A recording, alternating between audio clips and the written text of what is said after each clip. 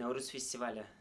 Мин аның турында ничектер театрал буларак әйтә алмыйм, ләкин мәдәният ягыннан, синең баш миен үстерү ягыннан минемчә бу бик әйбәт чара.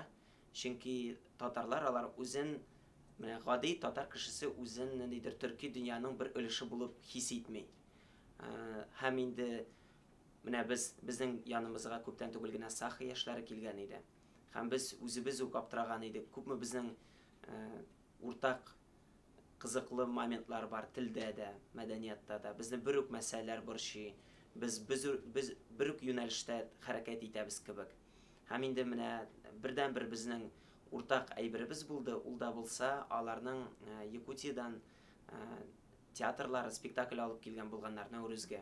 Һәм без шунда урталык таптык.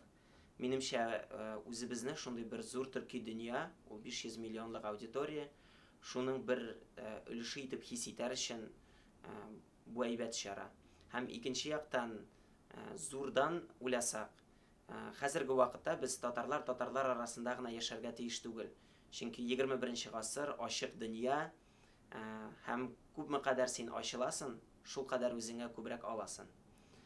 Минемчә, шундый чаралар алар күбрәк булырга тиеш. Алар чиктәш чаралар. Татарныкы да түгел ул, төрекнеке дә түгел. Алар барсы да бергә.